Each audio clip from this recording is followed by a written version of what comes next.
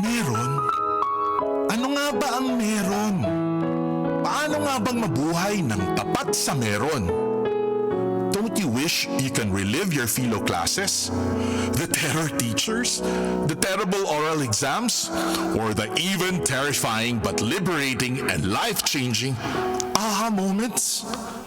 Lundagin mo, Beybeh! Here's your chance! Lundagin mo, Beybeh! Kasama ang mga pilosopong sina Jovi Miroy at Ron Capinding. Lundagin mo, Beybeh! Leaping upward, leaping forward. Lundagin mo, Beybeh! Leaping to greater heights, to greater wisdom, to greater magis. Lundag na, Ateneo!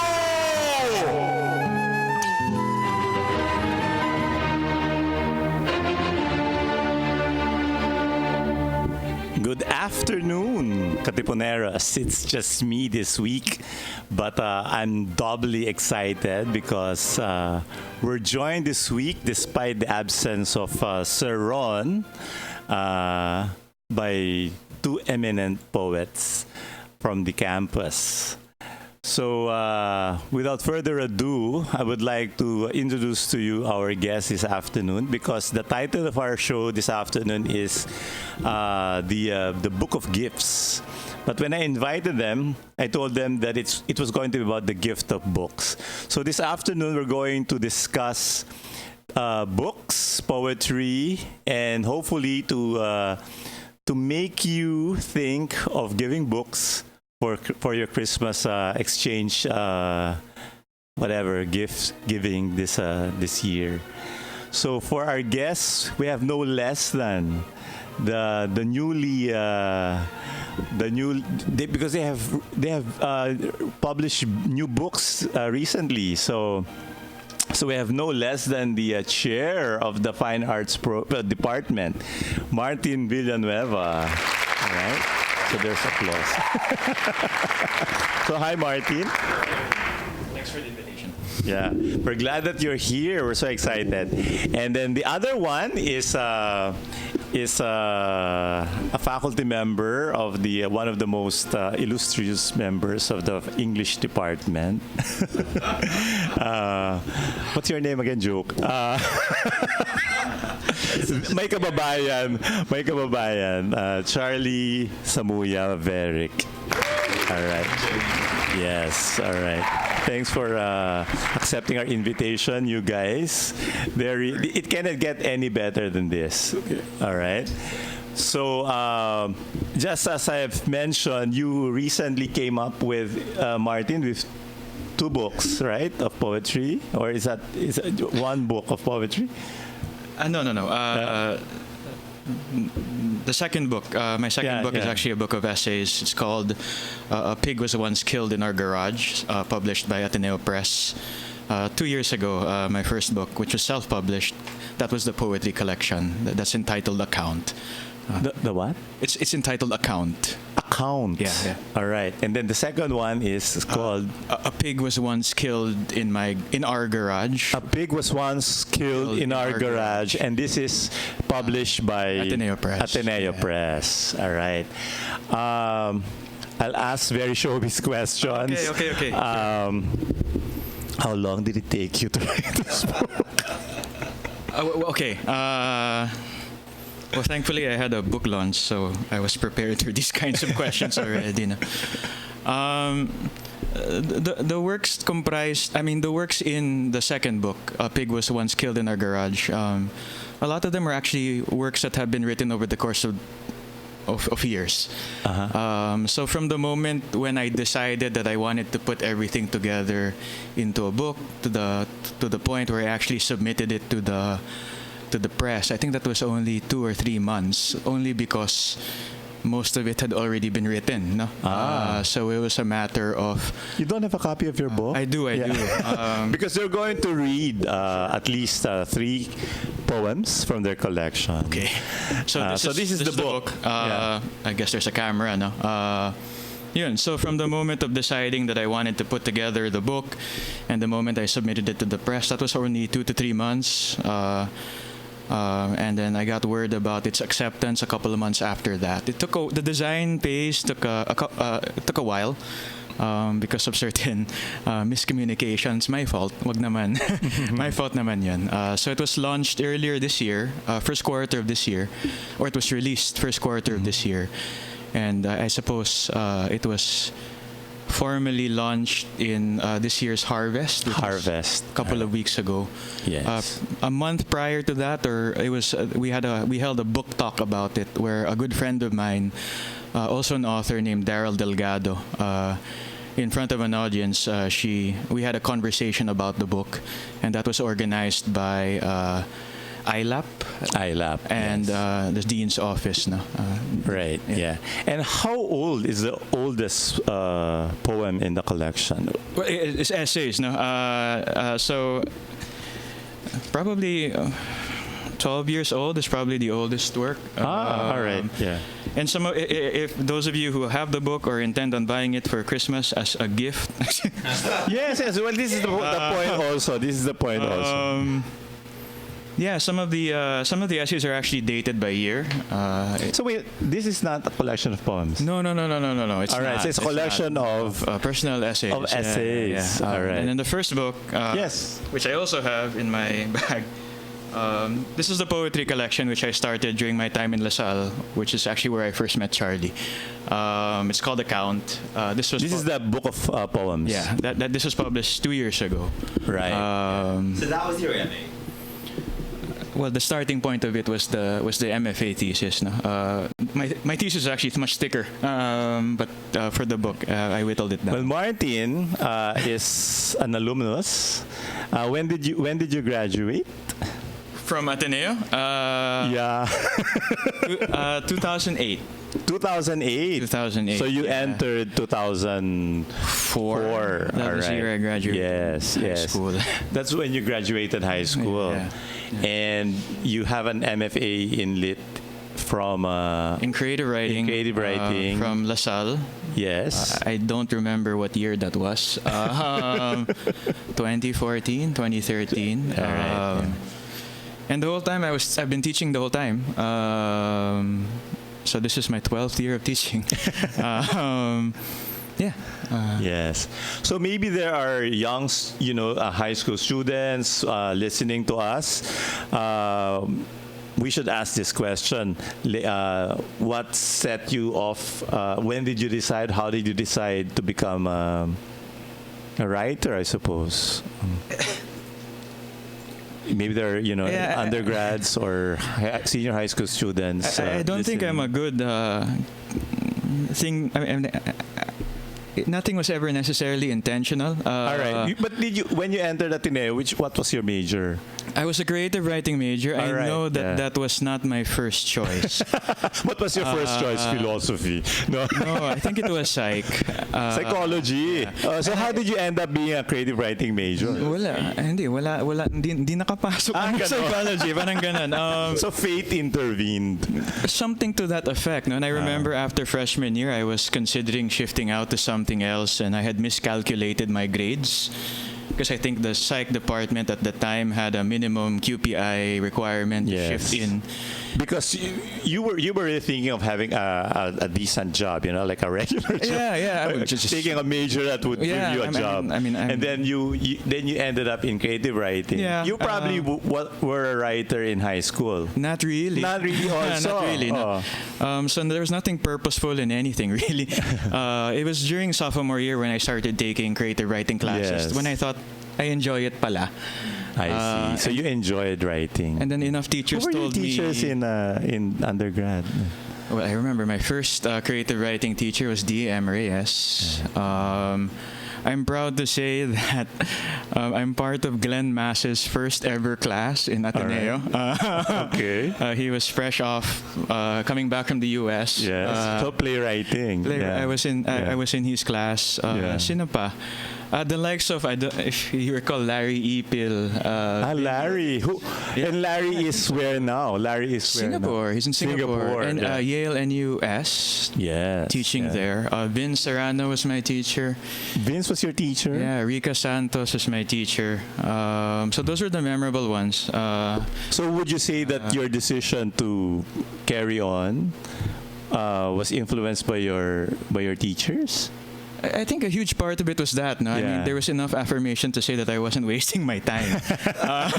Or that you So yeah, and you had talent. I didn't really take. I mean, I was a responsible student, but I was never necessarily the kind of student that calculated my grades and thought about 3 or 5 year plans. No, I wouldn't say coasting. I mean, I was responsible, no, but I was taking it year by year. Yeah. Before you know it.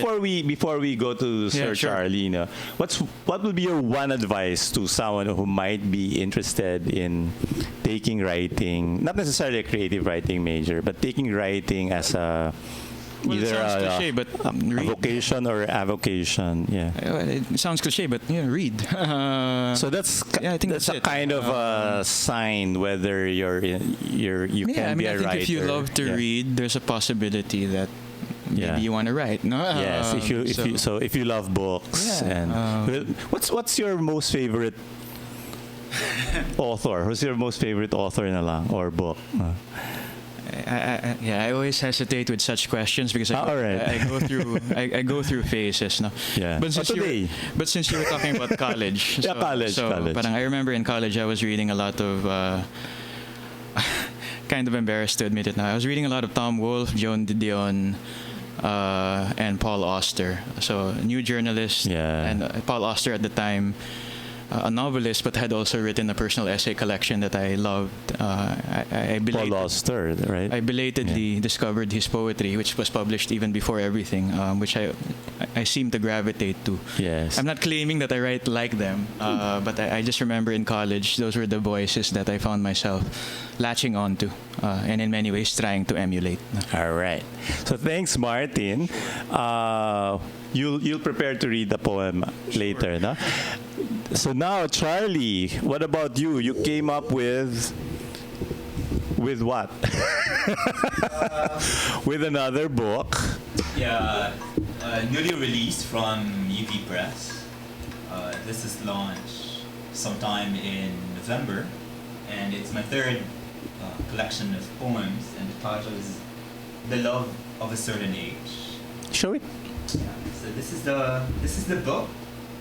On the cover is the work of Marina Cruz, which is part of the collection of the Ateneo Art Gallery. So the gallery gave me the permission to use the art. So apparently she is the wife of Ronald Tapaya. Yes, she's also a great artist with By her, remarkable on her, vision. yeah. So this is my third book of poems, like I said. Oo, para kang taon-taon nanganganak ka. No? That's actually quite interesting because you know the timing. What happens is that 2 years pass, and then I come up with something new that was completely unplanned. But if you believe in numbers, I don't know, there might be something in those numbers. But the first collection of poems came out in 2015. It's titled Histories, and It already looks like a historical artifact.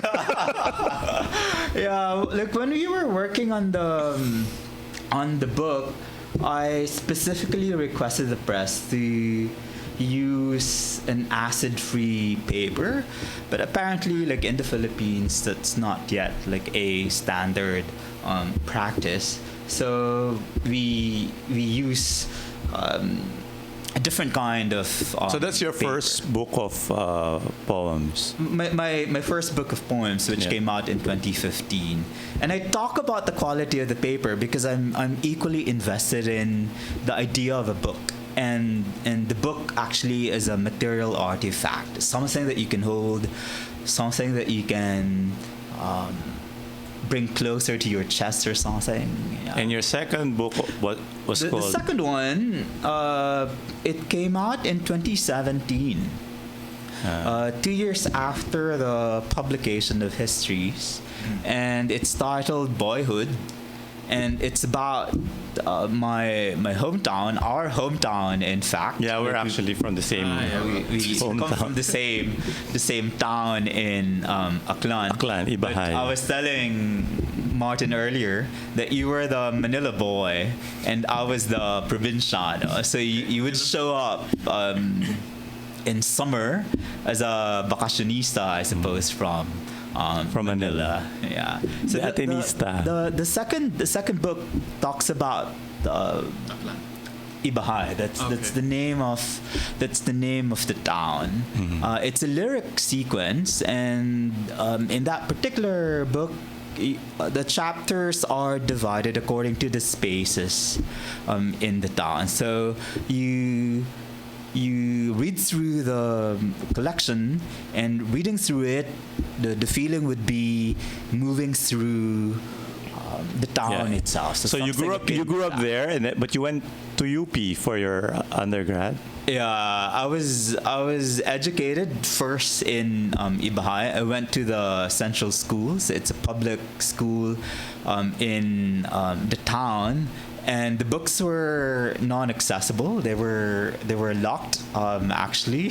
So I had no access to books growing up. That was, I cannot imagine that. and maybe that shaped my love affair. You had no access to books. You were a With lit books. major in college. I was a lit major in college because I was writing in high school. I was a student journalist, and I was part of the College Editors Guild of the Philippines, and I attended the seminars, among other things. And that's how I became interested in writing. And when I was in high school in Calibo, the provincial capital, I was friends with the local poets who wrote in Akaganon. So those years were the times when these writers were emerging and were using Aklanon specifically as a literary language. So I was drawn to them, and they mesmerized me. And I remember I translated one of their poems in Aklanon into English. And so my first encounter with like literary writing was via translation. And then when I was in college, I went to UP for a degree in comparative literature, major in theory. I almost thought for a degree in computer science. Like I hated mathematics, and I guess. So how did you end? So you were decided to take literature, or did you make that decision in high school? It was to be all a writer? accidental. Also, I got admitted into UP Visayas for a degree in broadcasting. So that was the plan for me to become, the other side of the island. A radio journalist, I suppose. And then one of my teachers suggested to me to spend a semester on one of the campuses beyond Miagao, because he wanted me to see the other culture of EP, perhaps a more cosmopolitan one, which is not to say that the culture at UP Visayas was provincial, but definitely it was not Diliman. So I went to UP Diliman, hoping to spend a semester at UP. I went at that time. There was no such thing as online registration, so it was all manual, and I needed to find the room where the registration for courses in broadcasting was located. And I couldn't locate Palma Hall Annex. So I kept going around the building, and I couldn't find the room. And in the course of looking for that particular room, I was able to see, registration rooms devoted to literature. And so I gave up, my search for the communications department. Well, that's kind of the other side of the campus, right? And then I just decided to take literature courses. And after a semester, I decided I wanted to stay at UP Diliman. And after a semester as well, my teachers then were Janiel Garcia, Cristina Hidalgo, and Patricia Rinto. And they were great, figures in the classroom. And But then you went to Yale for your PhD. I graduated from UP, decided to teach at Ateneo. And Let's skip that part. no, because that was crucial. That was really crucial. I was interviewed for the job by Isabel Martin. All right. And during my interview, she offered me a scholarship. I see. She asked me if I was interested in doing my MA at the Ateneo, and I said yes. And so I graduated in 2003. I had an MA in cultural studies, and then 2 years later, I was fortunate enough to get admitted into in Yale, American Studies program American at Studies. Yale. All right. So what's your one advice? And then after, I think there's a theme, right? yeah. What's that? Don't have a plan. Yeah, there was no plan at all. Yeah. No plan equals 5 books between us, so that's not bad. Yes. It wasn't. I'm speaking to the parents right now. Pressure. I don't know if that's going too hard, and because that's what I say also to those who want to become teachers. Actually, I didn't want to become a teacher. So, what's your one advice? If for somebody who's really thinking, should I, or not? For Martin, it's if you love books or reading. I would never really encourage my students to become writers because it entails a lot of sacrifice. But if you're bold enough and if you're courageous enough, then you can pursue the life of writing. So what advice? Never be a writer, I suppose, and then break my advice. But I was just telling you guys that is the Ateneo culture. It's to become a poet, and I think we want our students to nurture their poet selves, and may it never die, right? So Let's be realistic about it also. Yeah, sure. Parang, I don't know. I have a difficulty introducing myself as a writer. Only because really, how do you introduce yourself, Martin?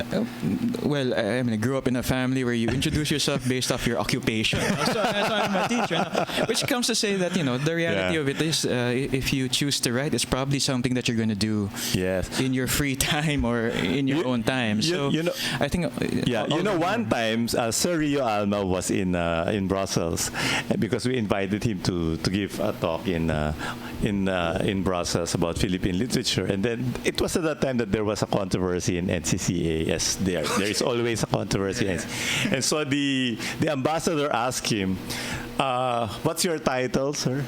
And then he said, "Just address me as poet." Yeah. So, but what will be your first poem for us to reading na muna because we're already halfway through the show. Oh wow! Yeah. Charlie, maybe you should start with your Father Feriol's poem. You want that? Yes. It's from an early part of my life. I was a young teacher at Ateneo. I was coming from UP, and I was carrying a different kind of culture. Perhaps you could call it a different kind of baggage. But Father Feriol's was someone who attracted me because he would walk to his class really slowly. I had a class because he was old. I had a class on the 3rd floor of Sect, and I would wait for my class. So there's a 10-minute break right before your class begins. So I was killing time, and part of what I would do then would be to look at everyone below, and I would see Father Feriol's walking to his class. And and all the students were walking past him and essentially ignoring this great figure. And I thought to myself, why were they ignoring a philosopher? And so I wrote a poem. I did not intend to publish it. Actually, I started out as a closet poet. Even until now, I have great difficulty. Why did you ever calling leave the closet? myself a poet. So I would just write poems because inspiration struck me at that time, and All right. that time the inspiration was Fodderfrials. All right. And the title of the poem, let me look for it.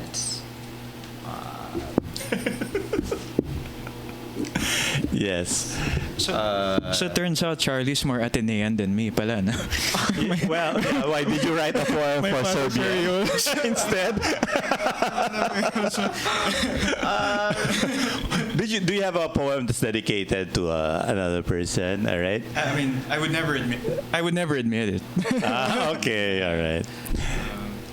Let me look for that. Sorry, it's taking some time. Yes. Let me. So, Yeah, it's The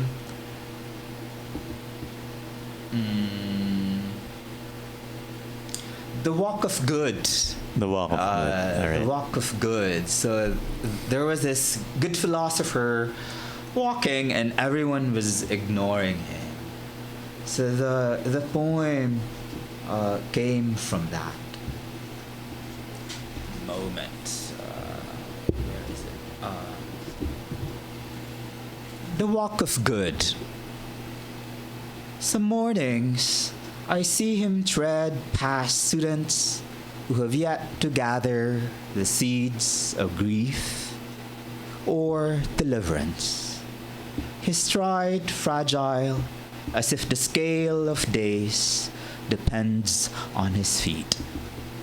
The silent trees here, as old as his body, and earth sleeps under his tender weight. Nobody knows the dance of ideas in his head, or what his eyes read when his gaze falls in the void he navigates, fills with experience. In the distance, I hear the language of vanishing footsteps repeat the claim, meron, meron. Noise lifting straight into the future, a deathless form that signals there. So that's the poem. For Thank you, Father. Charlie. What a gift. And Okay. I guess I have to read now. you want me to I mean, If I mean, Ron were here, he would read for you. I guess I have to come up with a poem that has a good story behind it as well. No? And it has to be a poem about Ateneo. As you can well see, that is why the Ateneo is about poets. No, Because they're as competitive as Yeah, well, okay. as your regular Ateneo. Well, I do want to read. Oh, sige, if I were to choose a work from the first book, it's the first poem from the book that was published, aside from being in the book. And I would say that in many ways, the reason why I wrote it in this way was it was me conversing with perhaps the inherited lessons of how poetry was supposed to be written. And I think I find that in my own process, that's often the seed of everything is me reacting to how I'm told to write it. No, without over-explaining it further, I'll just read a poem entitled Rooms. Rooms. A stained couch, its pillows erect, an old newspaper on the rug, a stack of dated magazines, a dining table, scattered envelopes, a dictionary atop receipts, a chair facing the curtained window, a number on a masking tape label, a telephone left unplugged, oil and soy stains on the stove, a frying pan, burnt sugar, a container of charcoal in the fridge, a brown banana, cane vinegar, a shower curtain fully drawn, square white tiles and yellow ones, a rag scrunched up behind the door, the seat up on the toilet, a television, a curtain of dust, remotes on a monoblock chair, a green accordion file of CDs, a crumpled bag of pork crackling, a pair of Oxfords, its leather peeling, a dumbbell, a pair of gloves, a football, someone's signature, a basket full of caps and socks, a bed for two, pillows limp and scattered, sheets lime green, a bottle of perfume. Wonderful. Thank you for that gift as well. So we'll take a quick break and we'll go to our question. What is a gift? All right.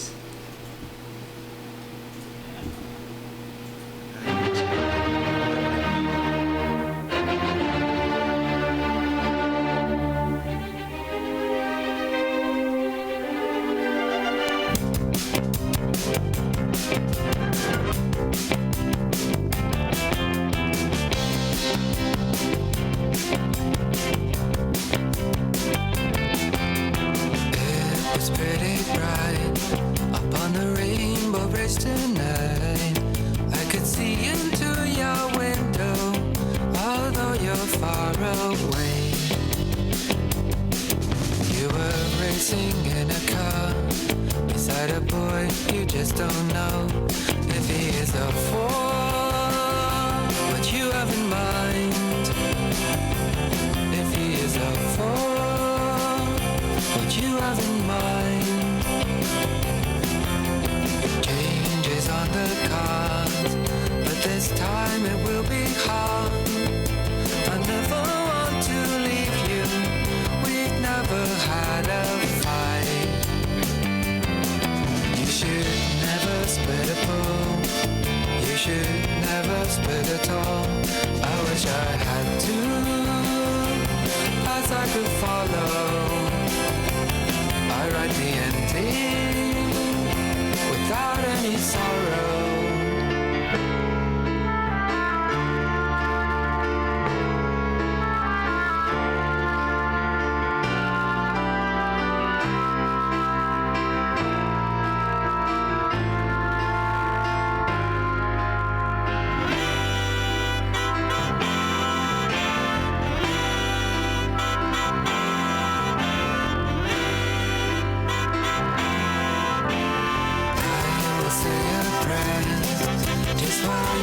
Sitting there, and I will wrap my arms around you, 'cause I know it will be fine. We got a fantasy outside. We didn't get wet, we didn't die. Our aspirations are wrapped up in books. Our inclinations are hidden in summer's listening on. The voice of Lundagin. Radyo Katipunan, 87.9. I've been traveling abroad. We got a fantasy affair. We didn't get wet, we didn't dare. But the fantasy remains. You better come back to earth again. Our aspirations wrapped up in books. Our inclinations hidden in books.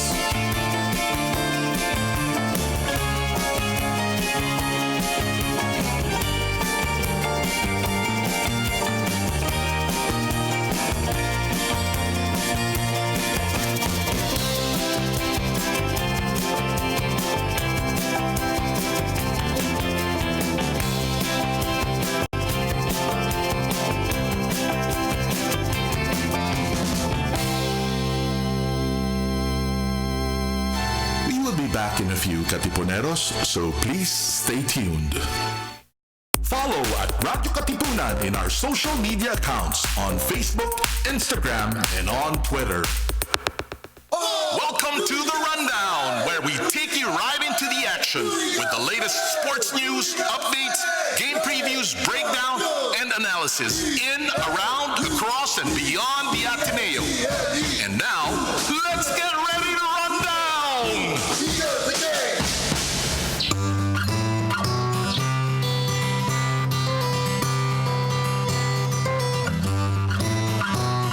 Let us understand mental health and explore how we can take care of our emotional, psychological, and social well-being.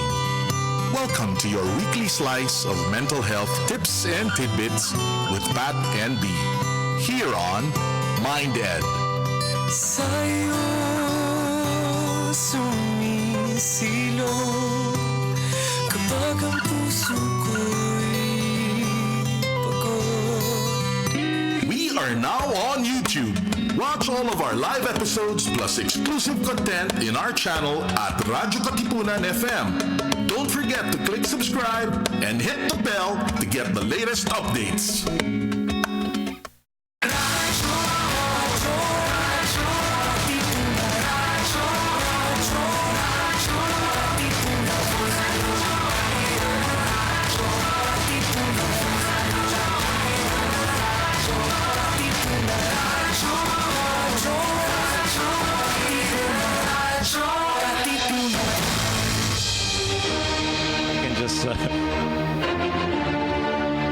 That's Marion.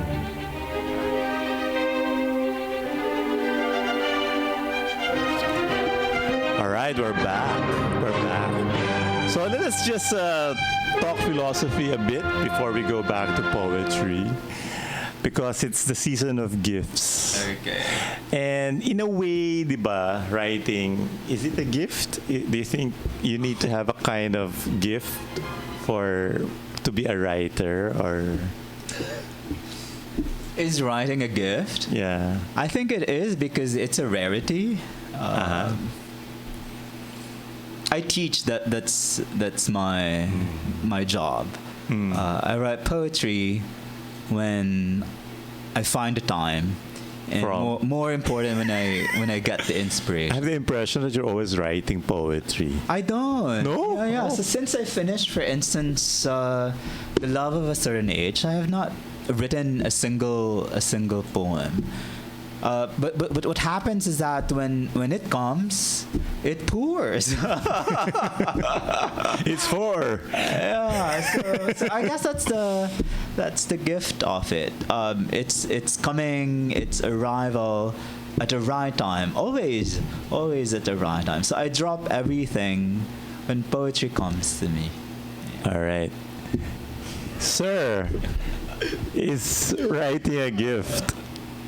It's a gift to find something that you're willing to dedicate a lot of time to.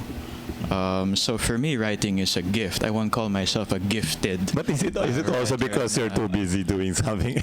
No, I mean, I think about this idea of like, I've been talking about it with my friends recently. That parang I was like, what's your thing outside of your job? Like, what's that thing that you love to do that you're willing to dedicate time, effort, and make time for it? No? And I guess in that sense, writing is a gift for me because I found that something that I wanted to do outside of the daily stuff that we have to take care of. I'm careful not to over romanticize writing also. Na parang, we should that, as if that was to be a writer is to be anointed by some higher being. I don't think that's the case. Because you also want to, so it's the giftedness of it is, it's something that makes you, it's something that you want to do, as you said. I mean, because it's energy expensed. It can be draining.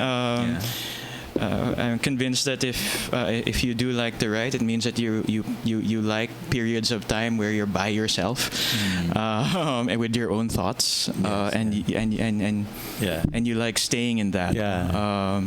So in that sense,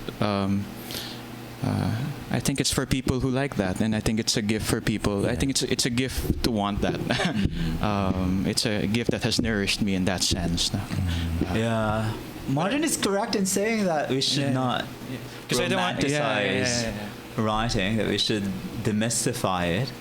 But there's a part of me as well that says maybe we should also keep part of the mystique of writing, right? Because when you start writing, you don't really know where it will take you. Sure. Right. So like we said earlier, for instance, you can't plan your life as a writer. So what is that? What is that thing that's beyond like planning, beyond accounting, right? Masanay ka. So yeah. But would you also agree when someone says you can be a writer when you have to write? You know, writing is a kind of an. You're a writer when you write, and when you Well, publish. that's true also. Yeah, but It's in the doing. it's in the doing. Oh, what does that mean? What?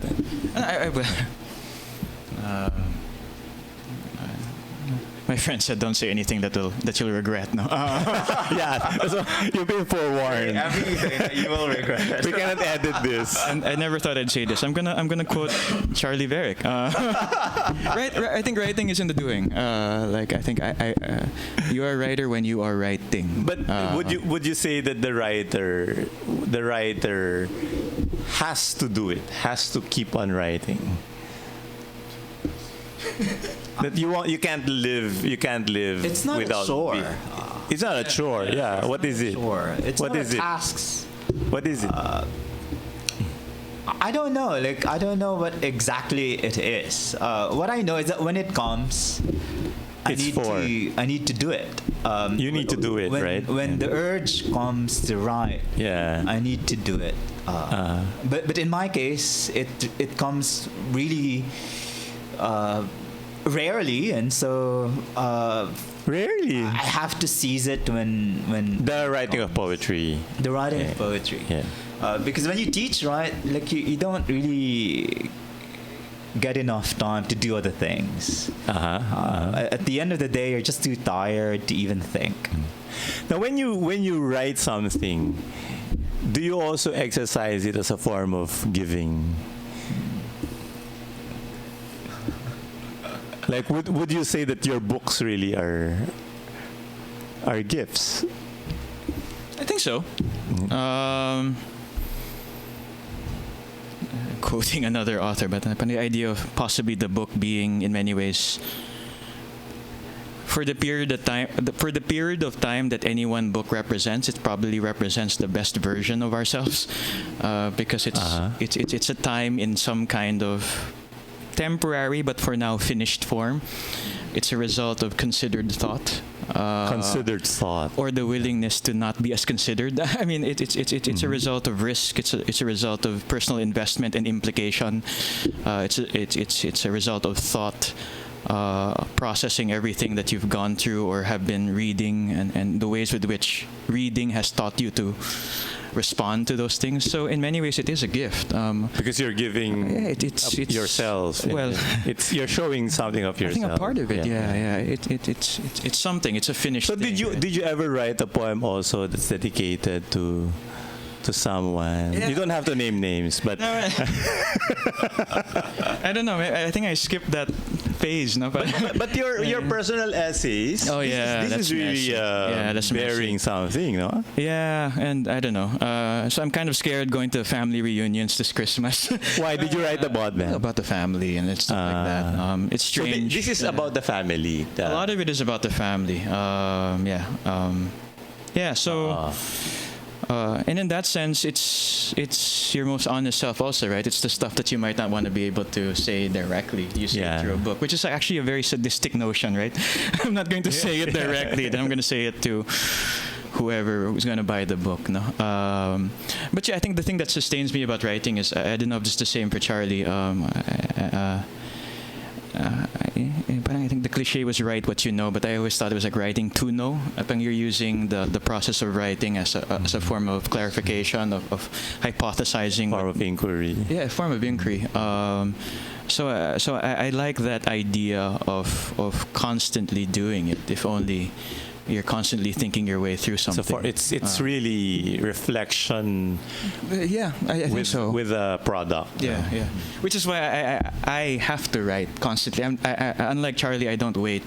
But it's always an exercise for me, and of course there are moments where it feels more powerful than others. No? But just the act of it is already providing something for me. So yeah. So, sir, Yeah. is writing your books are gifts?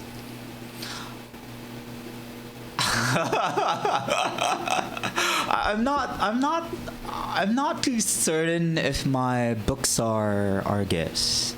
I think the readers will have to determine that, not me as a writer. So You're saying that because you have to buy them. well, readers buy my books. So I don't go around writing in search of readers. Like when I write, actually I don't think of readers, and maybe that's the gift of it. I think I don't know if you would agree, Charlie, but like I think once it becomes a book, it's no longer yours. Tapos na eh. Parang the process is finished, it's become something, and it's no But longer I'd be yours. interested as well in the afterlife of the book. Okay. How others make sense of the book, for instance. In that sense, it is. So it's not a gift, and yet it sounds like it is, because it's something that is totally directed to the other. Yeah. I guess I refuse to think of writing that way. That you need to write, and when you write, you need to think of a reader. Like I resist. So when you write, I resist the idea. So you're not writing for anyone. But part of me is a materialist, right? Like writing for whom? That's an important question.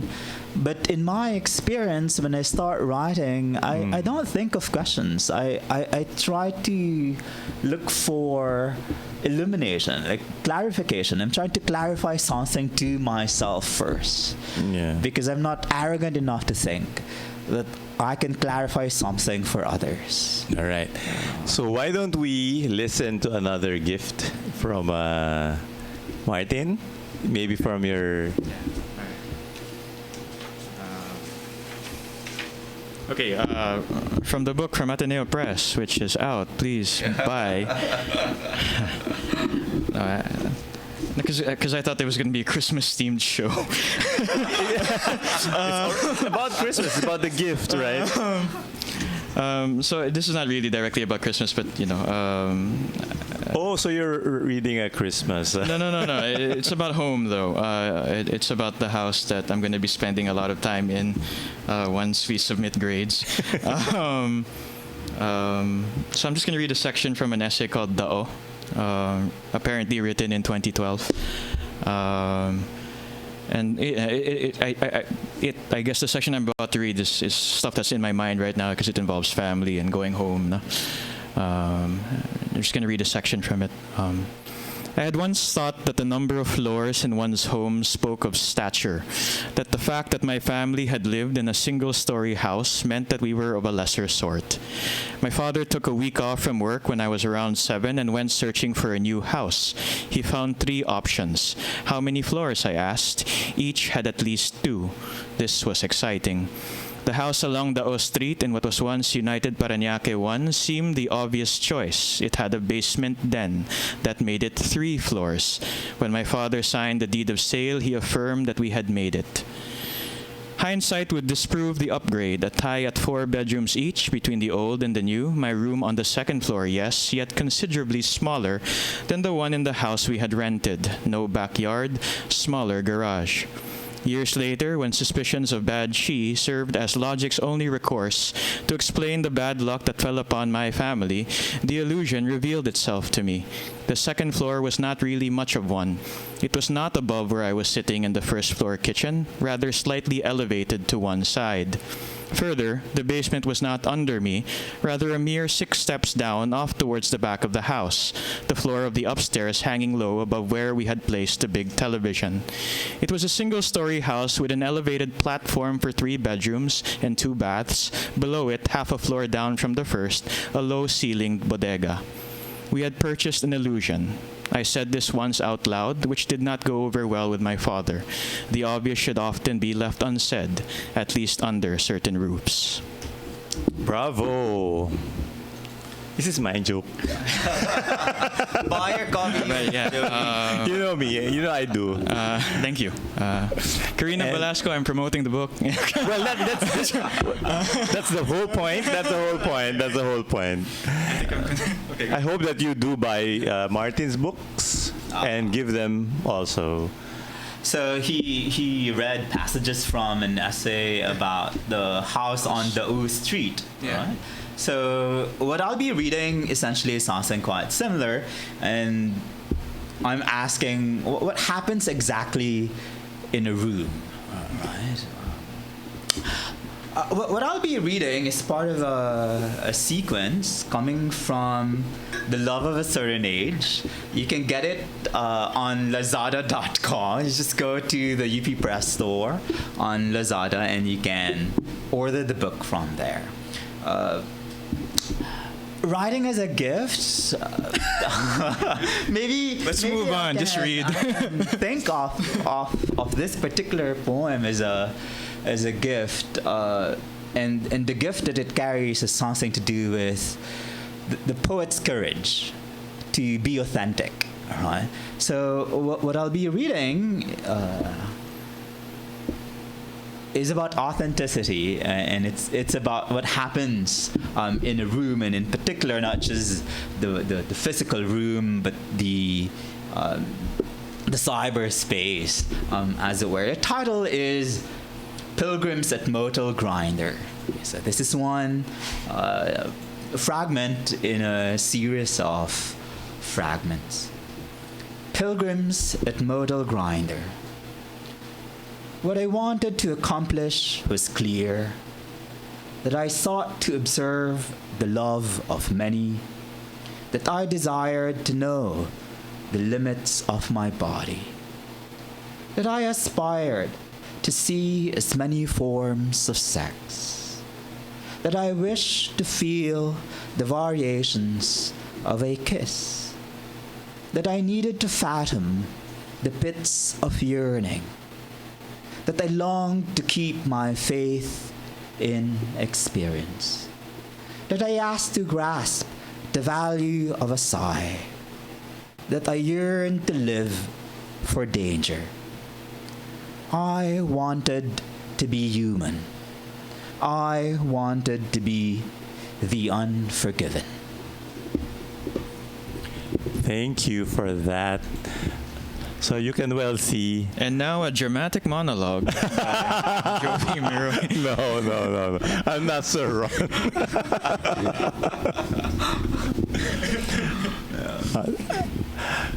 So, will you guys be writing over the break? I'm finishing something right now. It's not poetry, but it's the coda to a book about the first 2 decades of the Filipino post-colony. Yes. It's devoted to 5 intellectuals who came of age after 1946. I'm trying to finish the writing of that coda, so that's what I'm writing right now. Yeah. Maybe before you answer my question, is writing your way of becoming sane in this day and age? Is it a kind of a response to our age? Martin. Yeah, Martin. I agree with that. Like, just to build on the idea that writing keeps me sane. Yes. What do you think, Martin? Sure. It keeps you sane. It also makes you more insane, right? Because there's something scary about reading stuff that you've written in trying to understand something. But yeah, I think it's sure. Is there something about writing that allows you to cope with what's going on? Absolutely. Again, I mean, if you're using writing to sort of make sense of things, then the persistent act of doing so will help. I don't know how that compares to actually trying to solve some of these problems. Thankfully, I don't live I don't live directly that kind of a life. No, but I've been also thinking a lot about. I mean, I'm not trying to be pessimistic about it, but I've been thinking about writing as a response, what that means exactly. I think writing allows us capital to carry out the role sometimes of public intellectuals. And sometimes you're asked to answer questions like, what is a gift? Who am I as a writer to answer that? No, but so there are dilemmas that are part of it. But at the end of the day, I think if you're doing it in isolation by yourself, when you're in those moments where you're by yourself, when you're writing and not being a writer, that's something that's quite meaningful, at least for me. So the writing, you're a writer when you write, diba? So if you want to be a writer, write. But we're almost out of time. I was going to say, speaking of the writing, Charlie, so how is writing your response? Is writing Your response to our times? Again, I leave that to the reader to see whether the work that I produce is a response or not, whether the work that I do is sufficient or not. But I write in order to be sane, and I write also in order to be insane. As a scholar, I think we always look for Because writing allows you that space. Yeah. writing that's particular. So if you're writing scholarship, for instance, right, you want to explain everything in the most rational way possible. But what writing poetry does is to do exactly the opposite. To make room for ambiguity, to make room for the unclear, the mysterious, the confounding, the difficult, I suppose. So yes, writing is a response. So maybe when the holiday blues bite you, you might discover that there's such a thing as writing, and you can be insane in order to be sane. So that wraps up our show, one of my most favorite shows, because nothing exhilarates me more than talking to poets. And we have so many poets in the campus, and we have two of the most celebrated ones right here with us. So thanks for being with us, Martin. Thank you. Thank you for the gift of invitation, Roy. Maybe it's the first of many for the two of you. So with that, we leave you, and hopefully, or maybe not, there's one more show before we say goodbye to 2019 with Sir Ron. If not, then this is not Lundagin mo Beybeh if I don't say just plunge into the gift. Lundagin mo Beybeh.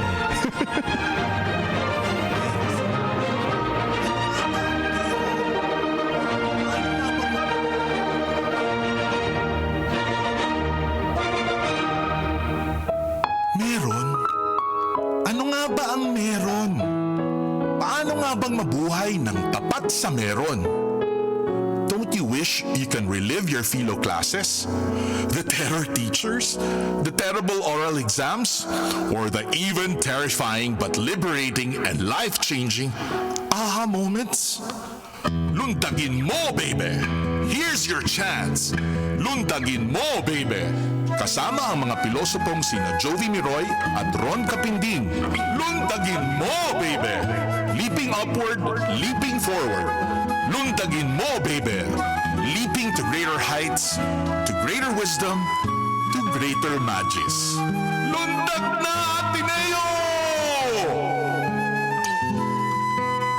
Radyo, radyo, radyo, radyo, radyo, radyo, radyo, Katipunan, radyo, Katipunan, radyo, Katipunan, radyo, radyo, radyo, Katipunan, radyo, Katipunan. The voice of the Blue Eagle, kami di mapipigil sa pagbabalitang tumpak at tama. Buhay atenista sa loob sa labas ng eskwela, ating ibibida lahat ng eskwela. Radyo, radyo, radyo, Katipunan, radyo, radyo, radyo, Katipunan, radyo, radyo, Katipunan, radyo, Katipunan. Kawal ni Ignacio,